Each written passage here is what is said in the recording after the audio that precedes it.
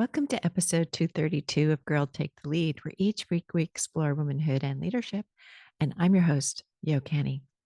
Today, Dr. Hilary Cauthen, a millennial clinical sports psychologist based in Austin, Texas, joins us to talk about trauma, the subject of her book, Hello, Trauma, Our Invisible Teammate. Hillary was a Division I college track athlete before embarking on a career focusing on the mental health and mental performance dimensions of high performers, and her private practice delivers comprehensive care to athletes, parents, coaches, and sports organizations. She was formerly the performance psychologist for the San Antonio Spurs, where she developed their mental performance and wellness programs. She is a fellow podcaster too. Her weekly podcast is High and Lows of X's and O's. And I have a link for you in the show notes.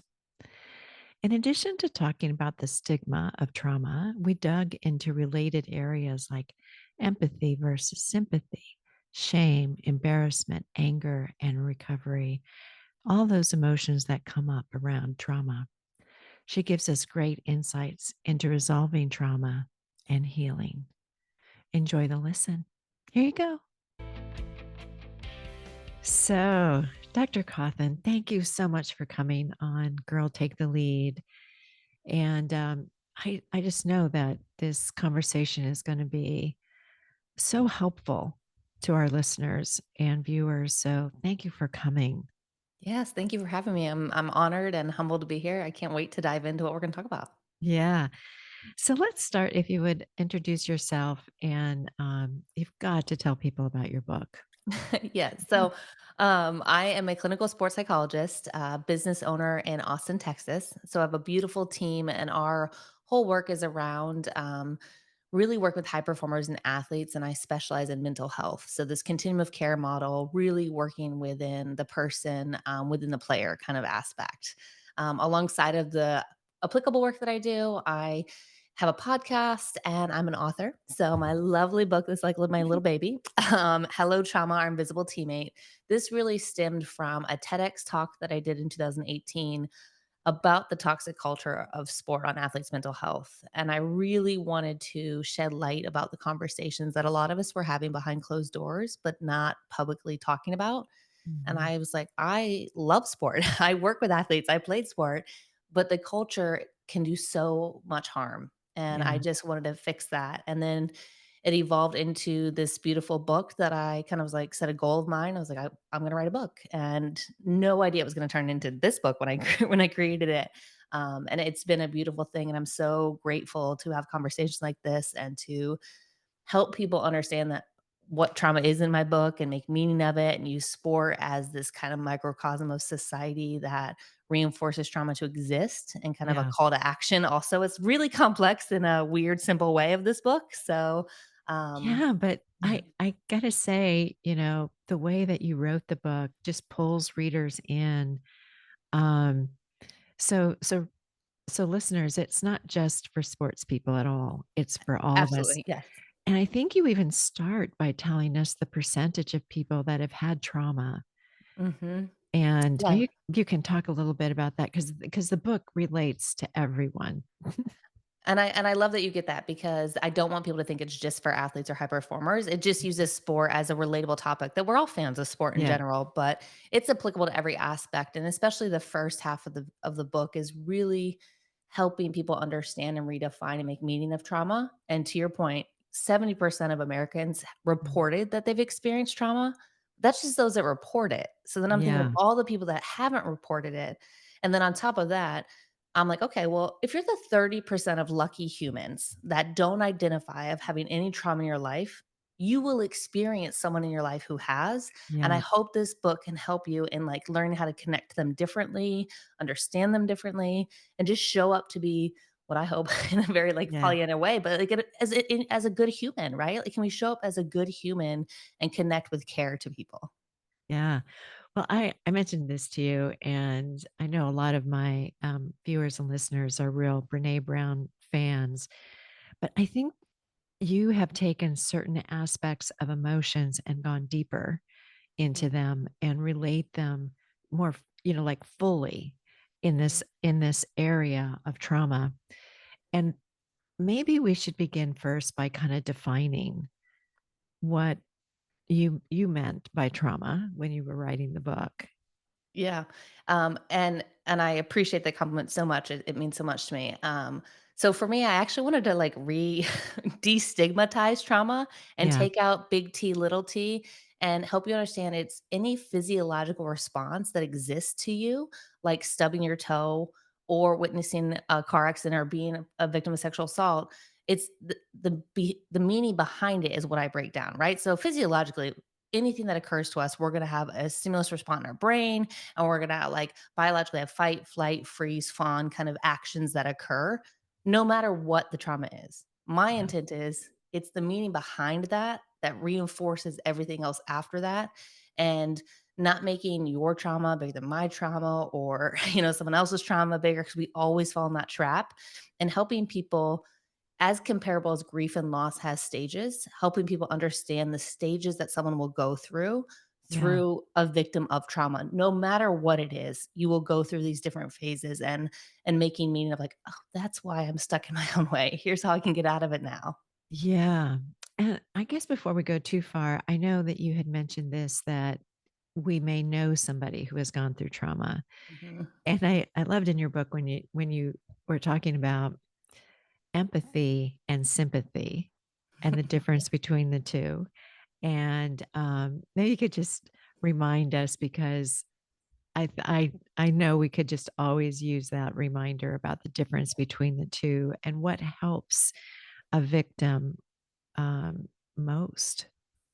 Yeah, I always kind of evolve in this. The simplest answer is think of sympathy like saying sorry. You are sorry for someone. You are kind of in a way unintentionally having pity for them. Where empathy is an emotional connection. And you can remember the alliteration E and S, right? So with empathy, can you emotionally connect? It's not just walking in someone else's shoes, but can you emotionally understand their feelings and what they are identifying that as, and then help you make meaning of the situation? Mm. We often get stuck in our own way and we assume that we know how someone's going to feel because of our own biases. And so then the quick response is sympathy. I'm sorry that happened to you. It Mhm. feels like I'm emotionally connecting to you. It feels like the right response, but it's our only response, one, because we have a poor emotional vocabulary and we're not socially trained on how to have really proper emotional hygiene and emotional expression. It also protects us from not having to emotionally engage with someone else's feelings. Yeah, to feel it Yeah. So deeply. we just say, I'm sorry, like that's thinking of Right. you, thoughts and prayers. Like, and we look at that, and that's where people get so angry. It was like, that doesn't do anything. Yeah, Doesn't make anyone feel better. yeah. I think that empathy almost sometimes doesn't need words. Yes. Beautiful. I love that because you can sit in a space with someone Yeah, and not have to have any perfect word or say anything and just hold space for them. yeah. And then that allows someone else to then either feel calm or go through their own stuff or have the Mhm. ability to communicate what they need in that space. Yeah, definitely. So when we when you looked at trauma and you broke it down, you had like three different aspects to it, right? Mhm. The minimizer, enabler, and moral authority. Can you Yeah. walk us through those? Because they were Yes. really good. This is, like, probably, like, one of the favorite things that I love so much that it connected and hit. Because when you write it and you're like, "I'm gonna create these things," you Yeah. don't know if it's gonna hit, but it Good. definitely hit, so I was so excited. So this is the best way to cognitively conceptualize where people go to when they experience trauma, and the first one being the minimizer is they are gonna often minimize the experience, minimize the impact, the meaning behind it, dismiss it, like totally like remove emotion and get stuck in that phase. And the beautiful part about each of these, you will go back and forth depending on how your brain is essentially processing and you're working through your healing phase.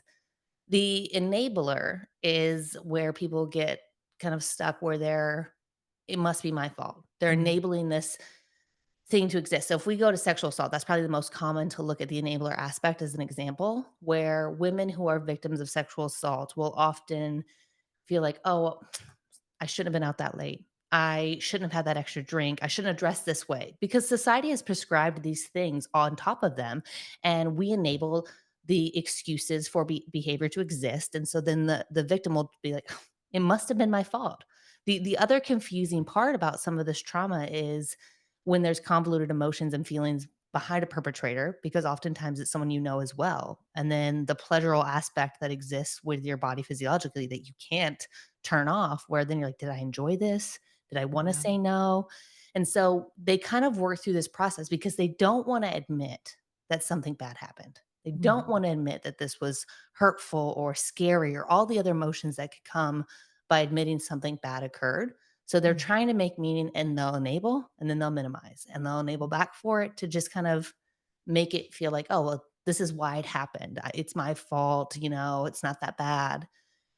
And then your brain, and this is not like a quick fix in 6 months. Like it might take years for you to get to the moral authority. And Yeah. the moral authority is when someone finally in your brain clicks and says, hey, you know what? Something really bad did happen to you. And this is not okay. Like, you Yeah. should stand up for yourself. You should do X, Y, or Z. It's kind of like your superhero rushing in to finally be like, hey, like, do you understand what you went through? Yeah. And I say that when I hope listeners can really resonate.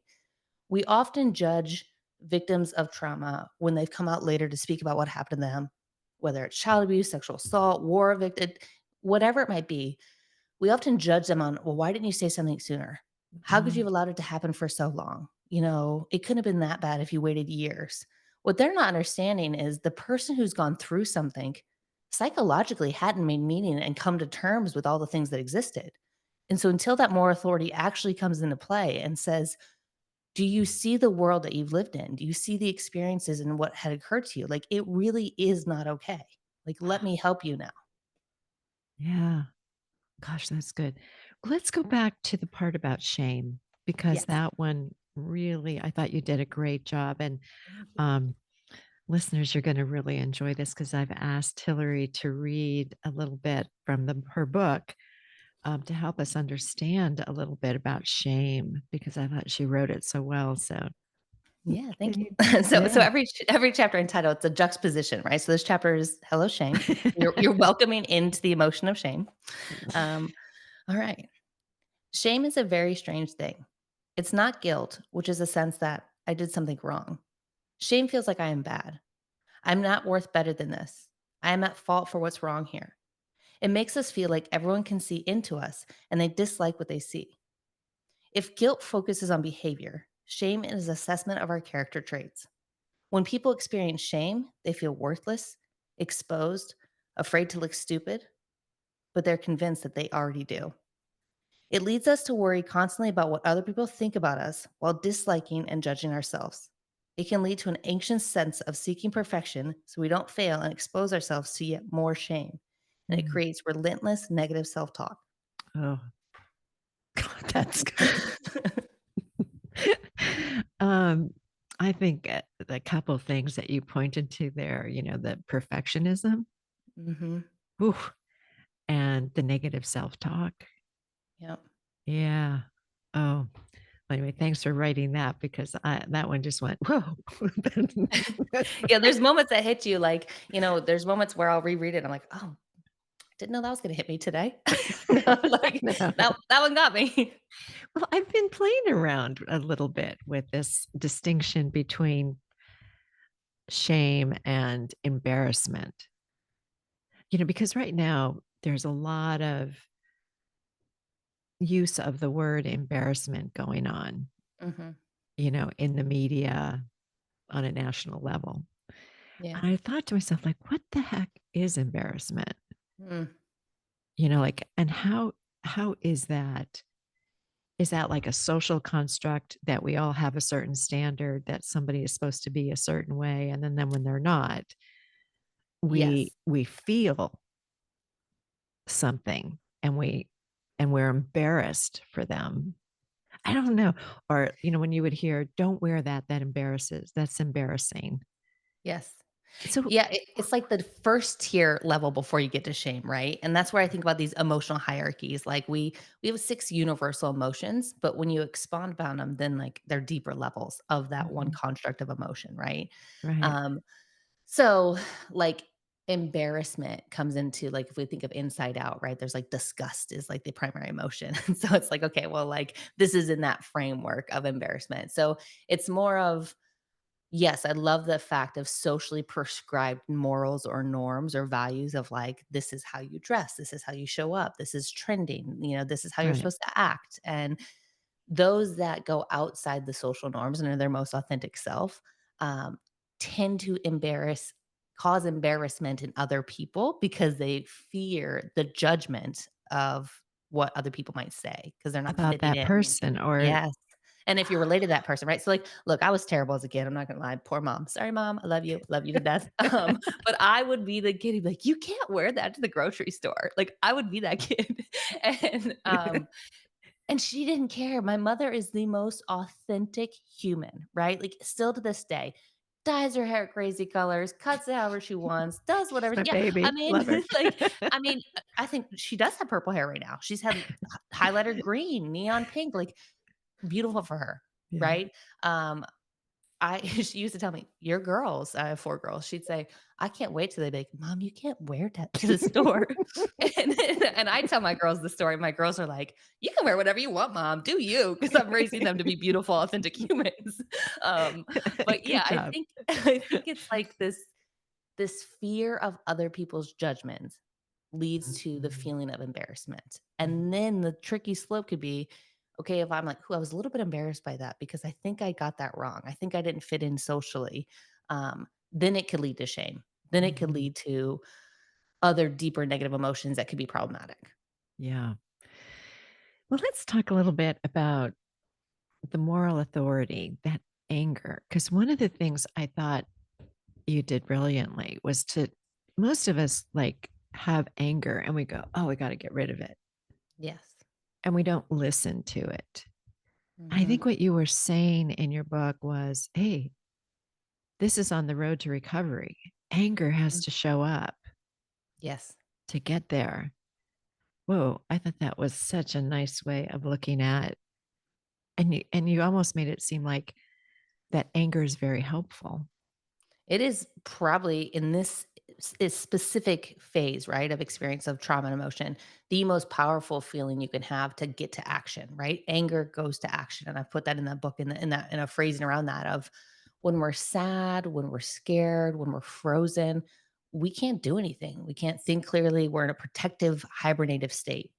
But with anger, it's like you're breaking free and you're like, no, wait, I feel something different. I feel energy in my body. It's like momentum. And when you think about anytime you've been angry, it physiologically surges emotion in your body. And it really, if you don't release it, can be pretty problematic, right? Because you're just holding all this tension in there. But when you learn to think through and be like, what could I do now? Because I'm now seeing things differently. I'm seeing a different emotional light that gives me movement and momentum to then be like, oh no, I can go fight for myself. I can fight for healing. I can fight for working out now. Like you don't necessarily have to have a crusade of activism, right? I don't want to get that message there. Like if you're healing through something, and using anger, it's like maybe you're just now getting off the couch and you're showering and you're working out and you're having conversations that used to be really scary because you didn't Yeah. trust people. It's Yeah. just a movement into living again. I can see like learning to set boundaries, maybe better Yes. for yourself, advocating for yourself more. Um, Mhm. I'm speaking from experience here. Yeah. Definitely a child with lots of trauma. Um, so, and I also think sometimes we have, because we've been the enabler for so long and we've got that story in our head, Yes. that to question it and to get that bit of anger, uh, either towards the person who victimized you or the abuser. Um, and it could be a boss. It could be somebody that you worked for that just Yep. was a bully. And, oh my God. So I think that was so cool how you talked about that. And you talked about fear. Can, Mm. can you, I know, I'm just going to just keep asking you all these That's questions. Can you talk a little bit about You talked about gaslighting. You have a chapter on gaslighting. These are the phases you go through, right? Any victim has been gaslighted and thought to think they're crazy, Yeah, that the they're the experience of problem. their world, they're the problem. It didn't happen that way. They're seeing it wrong. Um, I think like fear also, like fear is a silencer of people's voices. It hijacks their brain to really be stuck and frozen in time, and the fear and ramification that exists, right? Of how do I work through this? How do I heal from this? Yeah, The whole world looks different when you go through something. Anyway, even if you go through something good, the world looks different, right? But imagine when you go through something that was traumatic, that shaped the way you see the world and trust people. right.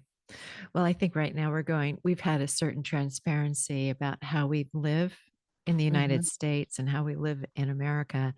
And that transparency is totally being erupted. Like Yeah. it's like we're seeing things very differently. Yeah. Um, People are experiencing us very Mhm. differently. It's pretty amazing to see this. I can imagine um, what we're gonna how we'll heal from it or how we'll Mhm. go forward, take action or whatever. But um, it could be it could be something that we're all going to be into together. And you talk a little bit about that the trauma is something that gets silenced. Mhm. So you don't get the recovery and the help from other people, Right. which because we're all being silent about it. Mhm. Yeah, and the difference of being silenced or being silent, right? And I clarify those two because being silent is an active choice, right? You're choosing to be silent in that framework in your own process, whatever phase you're working through for your trauma. But being silenced is when the world or certain people do not want to hear you. And legally, we see that happen a lot, right? We see NDAs, we have legal agreements where you can't say anything. You are silenced. Yeah. Whew. Um, so you want us to change the whole viewpoint on trauma. Yeah. Let's talk a It's a little bit bold it's a about that. bold task. It's a bold ask Yeah, for no, it's sure. wonderful. But let's talk a little bit about what you see Yeah. there and what needs to change in the Yeah, I culture. think first and foremost is actually understanding that we all experience it, right? We all I will confidently 100% say anyone living in the time frame of 2020 until 2022-ish had experienced trauma because of COVID. Mhm. Now, the level of experience that you went through is all different, right? Whether that was you got ill and it changed your health course, it took a family member, it took work that you were doing, it took away the livelihood, like sports, every aspect of living. Like there's so many continuum markers that existed to the impact of a pa- pandemic that existed globally. We all experienced the same event and we all will have different experiences of how that impacted us, what we had to work through, how we could heal from that. Other people could tell you a beautiful story about COVID and how the community came together and their family got to spend time together and they restructured their boundaries and their work wasn't impacted, right? And they got to live their life in certain ways. And now it's beautiful 5 years later for them, right? And so the whole commonality is we can all experience stuff and have it impact us. But it's what you do through the next phases and make meaning of it. And how can you get back to living healthy? And we also have to have emotional vocabulary and like sit with people's emotions. And that's what Mm, we're not doing yet. yeah. You also talk a little bit about resolution and how, you know, resolving like if something like the trauma builds on each other, right? So COVID Mhm. hits and the 70% of us who were all already in Right. trauma, that hits on top of the other trauma. And then Yeah. it sounds like they just, because our brains are wired to protect us, Mhm. that we just go into certain patterns. Yeah, you'll go into your natural protective coping mechanisms, right? So if you have an avoidant, style of coping where you don't want to address it and you're going to avoid it and you're going to run away from it, right? Like you could see yourself isolating, shutting down, avoiding all people because the world becomes too hard now. Like all Mhm. the things are too hard and it's too scary to go try to do things and interact because you don't want to have the emotional connection that could cause pain. And so we just avoid, right? Or we have the anxious attachment style. And it leads back to our attachment styles really of how we grew up and connected to our caregivers. And so if you have anxious attachment and trauma hits, you might be like super anxious about certain things and clinging on certain things to make them feel real and connected and stable. And it might make you feel like you're needy. You're like, I'm not needy or in control and have to be controlling. And you're like, well, my world feels out of order. So I got to do all these things to make sure everything else feels Yeah. balanced. And so Yeah. people can pay attention to how do I act when my normal day gets disrupted?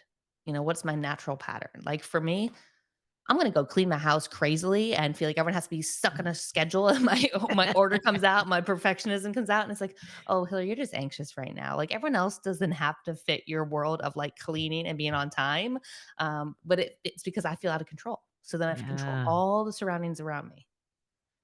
Poor kids, Yeah. man. They I know. They know when mama's on it 'cause I'm like, "We're gonna be late for school. Get going. You got 5 minutes." And they're like, "What?" Like, "We're I fine, mom." know. Well, I can just tell you because 'cause I'm at the other end, my kids are adults now, and I'm just saying, just put some money aside for their therapy because they definitely will get it and need it. Yeah. And it's just like, go to therapy early when you don't have problems, so you build a beautiful connection of what therapy looks like, so then when you really need it, you can be like, "Oh, now I really need you." Oh, I think that your kids probably just adore you, though. "Oh, thank you." I think so. I think Um, they like me. yeah, that's great.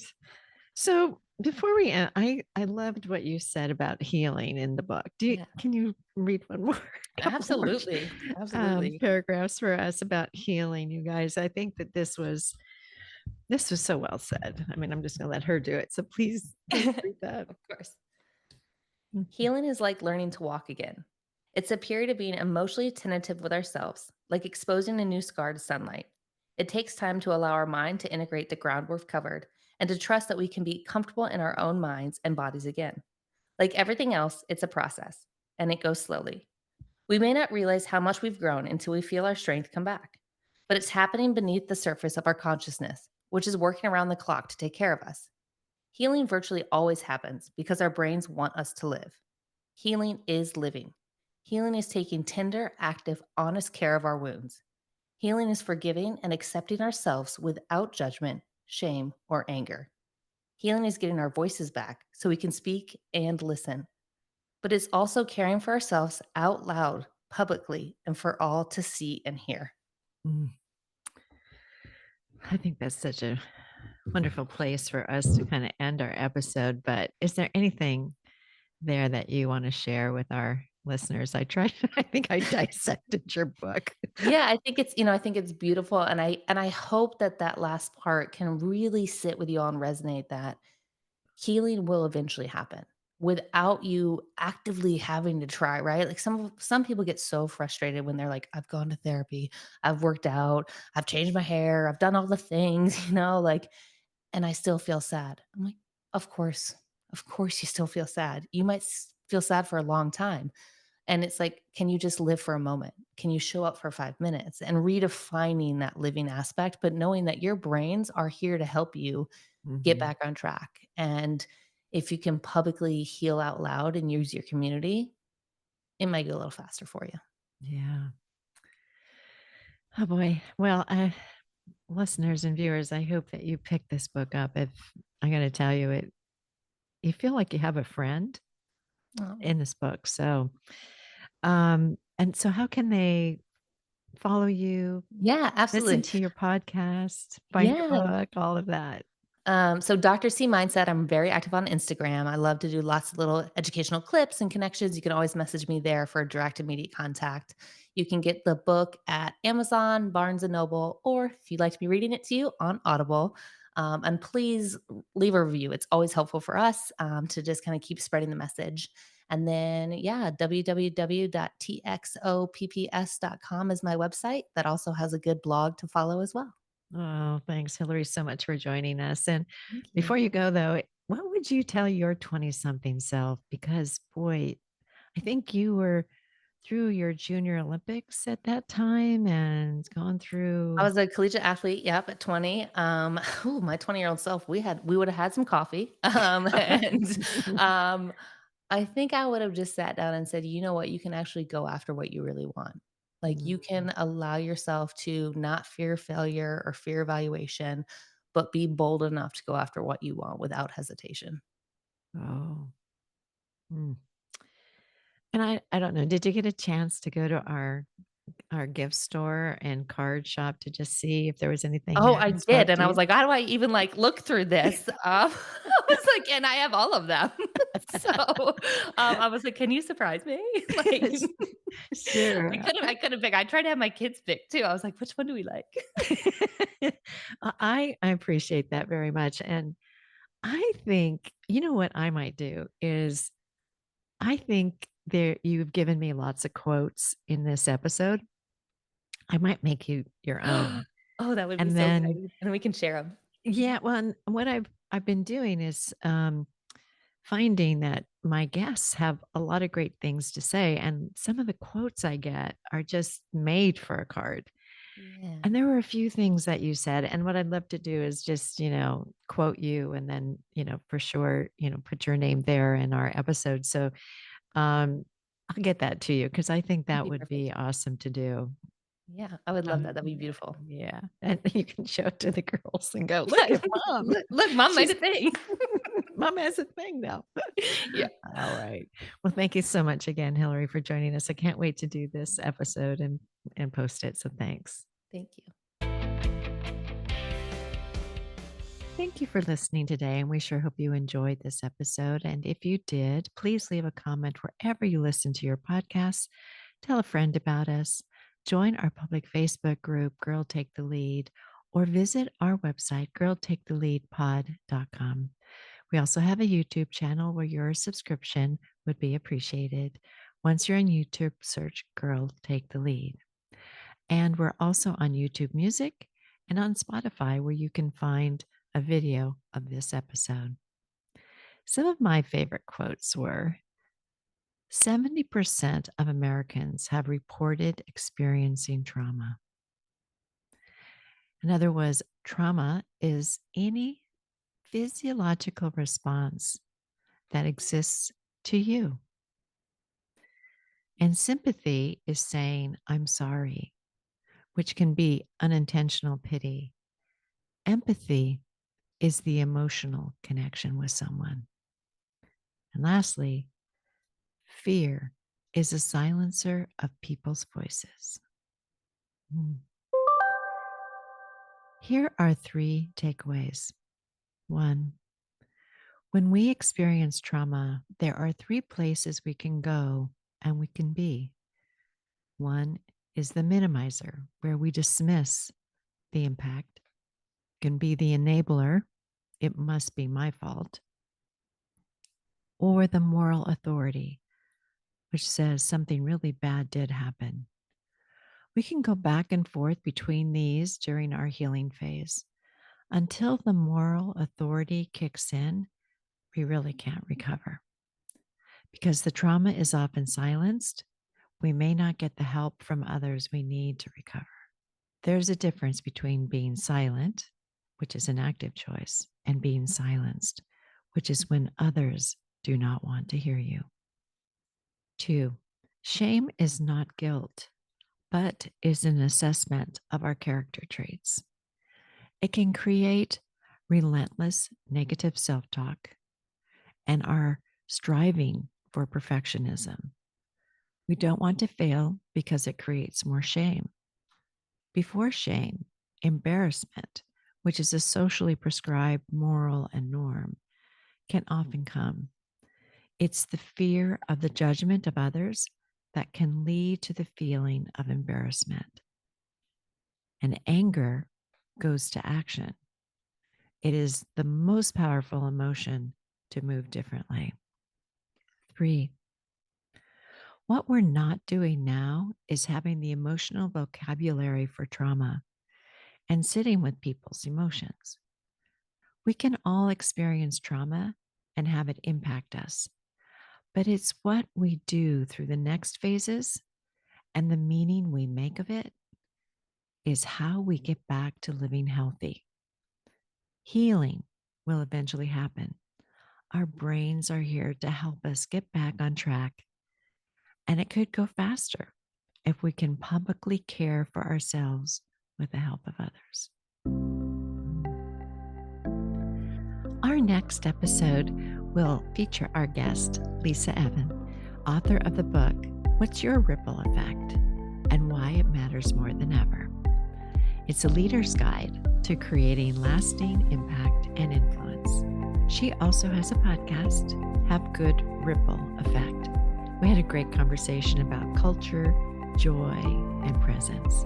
One quote I loved from her was when she said, "Joy is my job." Not a bad job to have, right? It's also the topic of another book she's written. So please join us again and talk to you soon. Bye.